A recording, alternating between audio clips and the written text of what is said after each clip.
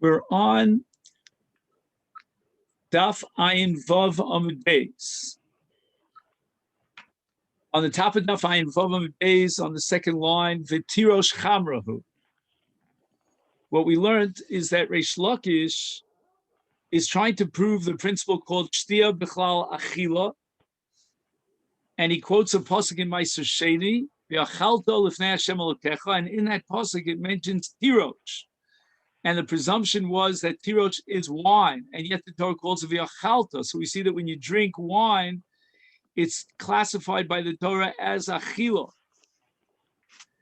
So the Gemara asks the following question: Tirosh chamrahu? Does the word tirosh actually mean chamra? Vasanya, we have a brisa hanoder min hatirosh.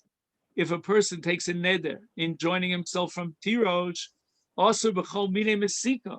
He's not allowed to eat fruits that are sweet, like grapes or perhaps apples, but he's allowed to drink wine. So we see clearly that wine is not considered tirosh. He took a neder from tirosh and he's allowed to drink wine.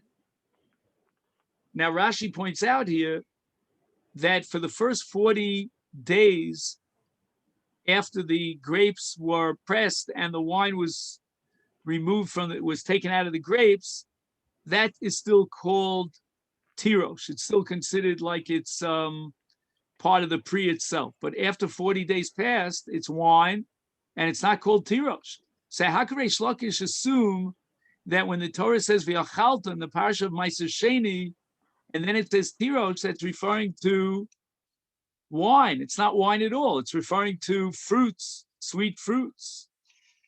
You see that achila refers to food stuff, not to beverages. So the Gemara says, "V'chilav chamrahu." Are you going to tell me that the word tirosh does not mean wine? V'aksiv, I have an explicit pasuk in Zechariah Novi, "V'sirosh yinovev besulos." Now the prophet Zechariah is describing the tuv haaretz, the great produce of the land, lasid lavo, at the time of the return of Israel to the land. And he glorifies the fact that the land will produce tirosh, the best tirosh. And how great is that tirosh?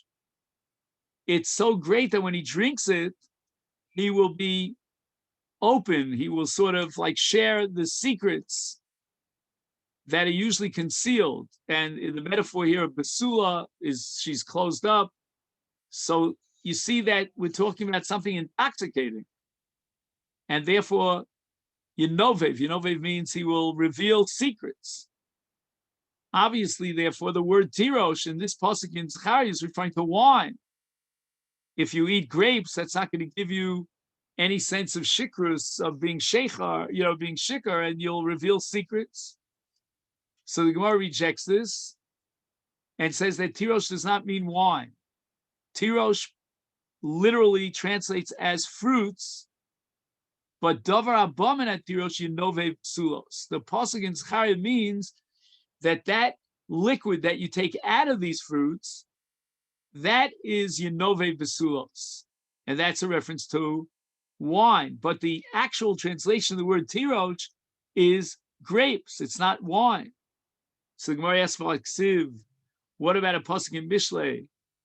It says v'tirosh yikavecha yifrotzu, which means that if a person, the beginning of the pasuk says kabedas Hashem yehoncha, you should spend your money and give contributions to the poor people. And the Torah, in such a case of a person who gives his money and shares his money with the poor, is blessing him with the tirosh of the yekev. And the yekev is where we keep wine. So we see clearly that the word tirosh is a reference to wine. So Gemara rejects that again with the same logic. That which you extract from the grapes, but the word tirosh refers to the grapes themselves, that will fill up your yekev, and therefore you'll be wealthy. That'll be the blessing because you give charity. Baksiv. What about a pasuk in Hosea Novi's Nus v'yayin v'tirosh yikav lev? The pasuk is referring to immorality, and it says that with the drinking of wine, it will remove one's heart from focused on morality, and he'll engage in znus, in sexual immorality. So obviously we're talking about tirosh as wine, and therefore we're not talking about fruits. And Reish Lakish is therefore justified in deriving from the pasuk tirosh in the parasha of Ma'aser Sheni that tirosh, wine, is eaten according to the word be'achalta. So what do we do with the brisa that we quoted, that if someone takes a neder and he enjoins himself from tirosh, he's allowed to drink wine? Ela de kuli alma tirosh, everybody agrees chamrahu. Tirosh is translated as wine. But in Nedarim, which is an Isra Afla, and it depends upon the way he verbalizes it, halach achar loshem, we have a principle that says that it depends on the vernacular. It doesn't depend upon the literal translation. According to biblical translations, the word tirosh certainly means wine, but when a person takes a neder and he uses the word tirosh as opposed to wine, what he meant was mine mesika. He means very sweet fruits, and that's what he's enjoining himself from in this neder, but he's allowed to drink wine. Mar now asks, V'mai karile yayin v'mai karile tirosh. Why is it that in some verses in the Bible we find the Torah uses the word yayin, in others it uses the word tirosh? If they're synonymous, there must be some rational difference between them. And the answer is they're both the same. Tirosh is wine, but the Torah wants to tell you a moral lesson about how you can either use wine properly, it could be uplifting, or on the contrary, you could abuse wine, and as a result, it could lead to bad stuff. The word yayin refers to mevi yalol olam. It's going to bring very sad cries to the world, because under the influence of intoxicating wine, a person might commit an immoral act as nus, and that's going to bring terrible things and paranis liolam. The word tirosh, on the other hand, indicates how wine could be uplifting. Shekola misgarabo nasa rush.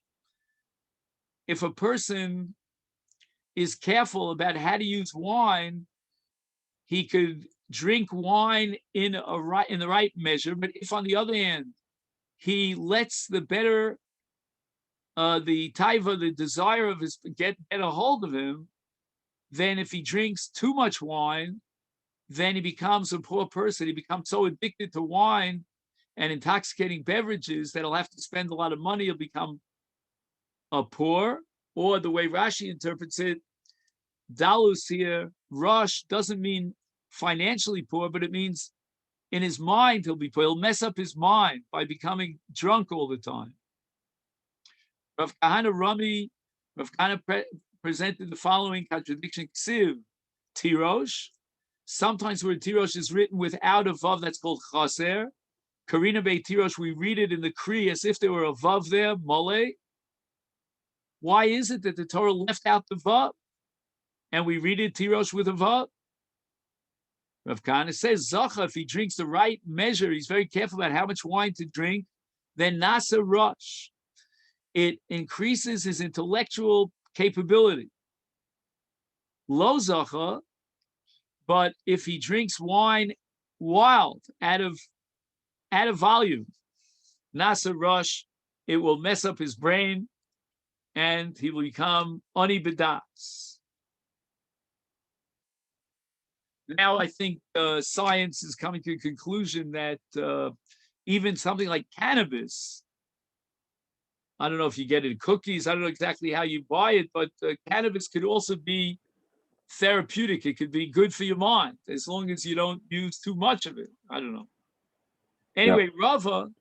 Rava has another stira. One pasuk in Tehillim says, very famous pasuk, Yayin Yisamach Lavav Enosh, that Yayin brings simcha. But yet, Karinan Bey, the way we read it is Yisamach, but if you look at the way it's written, it says Yeshama, because we don't know the difference in the Kri between a Shin and a Sin. And the message here, says Rava, is Zacha, if he drinks the proper measurement of wine, he doesn't exaggerate, then Misamcho. It could be Mefakeach, his Leiv Bechachma, and it brings him to joy. Lo Zach, if he exceeds beyond what he should be drinking, then we read it as Yeshamach. Yeshamach is Miloshen Shmama. Shmama means desolation. And it takes away his Chachmas Halev. V'hainu diyama Rava Chamra V'reichani Pikchin. That if you drink wine properly, or if you smell Besamim within measurement, within reason, then Mefakrin, it opens up your heart and you can become a Pikeach. Now, back on Omid Aleph, we mentioned that there are 5 categories of Inui on Yom Kippur, and they correspond to the 5 times it says the word Inui in the Torah. But the Torah doesn't say and specify exactly what's included in Inui. Rechitza v'sicha minolan dikri Inui. How do I know that when the Torah commands me to be in a state of affliction, it prohibits me from washing my body or anointing it with oil? And the Gemara answers the Chsiv, based on a pasuk in Daniel. Daniel took upon himself to be in a state of self-inflicted grief, mourning, avelus, for 3 weeks, starting on the 17th of Tammuz. When the decree was done, Koresh originally allowed the Jews to build the Beis HaMikdash, and then he rescinded his permission. And as a result, Daniel was in a state of mourning. And for a 3-week period of time, he was in Avel. He was praving Avelus.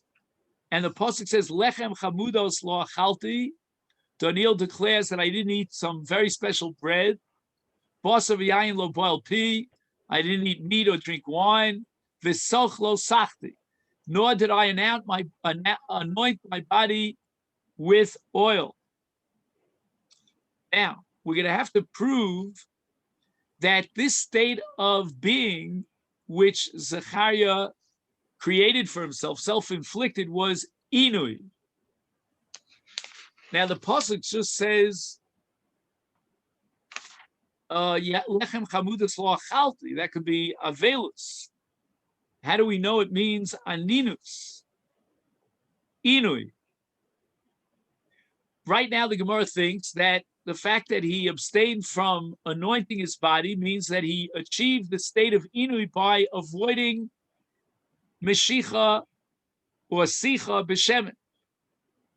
So Gemara clarifies this. My lechem chamudas lo achalti, Rabbi Yehuda b'Rei Rabbi Shmuel bar Shilat. Shilat, by the way, is Rashi Tevis for Shivisi Hashem l'negdi samid. Afilu nama dechiti dachyasa. Lechem that was produced was made by using the most perfect wheat, clean, beautiful wheat. Lo achal. He didn't eat. Now you have to take out the word afilu here. The word afilu, as the Tosas Yom Kippur points out, is completely out of place here. What Daniel abstained from was this very highfalutin, heavy gluten bread. But it doesn't mean that afilu. It means only this bread. Regular bread, he would eat. Now, the big question is, okay, very nice. We know that Daniel abstained from meat and basar and yayin during this 3-week period of time, and he did not anoint himself in oil. How do you know that's called inui? Minolan de chashivi ki inui. Tichsiv. So far, we quoted a pasuk in the 10th chapter of Daniel that leads us to pasuk Gimel. Now we're going to fast forward to pasuk Yud Beis in the same 10th chapter of Daniel. Vayomer Elai. This is the Malach Gavriel speaking. There's going to be a whole Gemara on the next daf on Ayin Zion about Gavriel. And he turns to Daniel and he says, Altira Daniel, don't be afraid of the fact that now they're not letting you build the Beis HaMikdash, and that Koresh has rescinded his original permission. but rather kimin hayom harishon asher nasata el libcha, from the first day that you took it upon yourself to inflict yourself for 3 weeks. Lahavin lisanos. Now we emphasize the word lisanos miloshen inui lifnei elokecha nishmu dvarecha. God heard your plea, so to speak, which is manifest in the 3 weeks of inui. Vani basi bidvarecha. As I said before, there's going to be an entire sugya sagamara on those 3 words, Ani basi bidvarecha, but that's not for us now. What we have to emphasize is the fact that it says lisanos. So we see that when Daniel Pravid Avelus, it was Inui, and he says V'sach lo sachti. It means that Sicha is Inui, and therefore we were enjoined on Yom Kippur, the day of Inui, from anointing ourselves, our bodies with oil. So the Gemara says Ashkechan Sicha, but Rechitza Minolan. You're quoting this pasuk in Daniel as a source for the Isa Rechitza. How do you know that Rechitza is called Inui? Omar Abim Sutra, Rabbi Tuvia, Omar Kra. Here we quote a pasuk in Tehillim, and this is a klola, a curse that's cursing the Russia, the evildoer. Vatovo kemayim b'kirbo kishemen biatzmosa. The klola that's going to come upon the Russia is compared to water that is absorbed by the body, even though the water is coming from outside the body. He's not drinking the water, it's external water, but it's like it comes into his body, and that has to be referring to rechitza, to bathing. And it's like shemen, that although it's on the outside of his body, it's exterior, but nevertheless, when he anoints himself, it's as if the oil enters into and penetrates his body. And this pasuk is equating rechitza and sicha. From that analogy, we derive that just like avoiding sicha is considered inui, and that we learned from Daniel, so too avoiding rechitza is also considered inui. So the Gemara rejects this. V'yema, perhaps when the pasuk says vatovo mayim b'kirbo, the klala is kishasiya. It's like water that you drink, and that's why it enters into your goof. How do you know that the pasuk is referring to rechitza? And the Gemara answers, "Dumya the shemen." Shemen is not something that you drink, you imbibe inside your body. Ma shemen me'evroi. Evroi means on the outside, it's external, and you place it on your body to anoint it. Af mayim me'evroi, which could only be rechitza that comes from the outside. The Gemara rejects this derivation that rechitza is inui, meaning by denying yourself rechitza, that's called achieving a state of inui. V'atanya ipcha kanasivle. We have a drasha on this pasuk from a Mishnah in Masechet Shabbos on Daf Pei Vav, and it's the opposite. Minayin l'sicha she'i kishtia. We're going to derive from this pasuk that indicates in Tehillim the curse that's being brought about onto the Rasha, that we're talking not about rechitza kisicha, but rather sicha kishtia. Kishtia of Yoma Kippur, afal pichein rayel l'dover, zecha l'dover. And Nemar v'tovo kemayim b'kirbo v'kishemen b'atzmosa. We're proving now that sicha, which is indicated at the end of this pasuk, kishemen b'atzmosa, is compared to mayim b'kirbo, to mayim that he drinks. So the Tana understood that kemayim b'kirbo is not mayim on the external that you wash your body in, but rather mayim that goes internally that you drink. Elomar of Ashi. Let's go back to the pasuk in Daniel. Rechitza mi gufe to crush miole. We don't have to stretch our arms out to another pasuk to derive a source for rechitza as an inui. Let's derive it from this very same pasuk in Daniel. The Siv, Daniel records that sochlo sachti, which means I didn't anoint oil on my body. And he didn't have to say v'soch lo sachti. He could have said lo sachti. Why the extra word soch? And that redundant extra word soch is coming to include rechitza. And now the Gemara starts the sugya of my vani basi bidvarecha. What does Gabriel mean that when he says to Daniel, I came because of your words, meaning because you accepted upon yourself this praving avelus and inui, And this is the sugya of what's called Pargod, which means that Gavriel was a special malach, and his location was Me'achorei Pargod, up there, very high. But he was rejected from Achorei Pargod, and he was allowed to re-enter into the Pargod as a result of Donir. And that's the next sugya. We'll stop here for this sugya.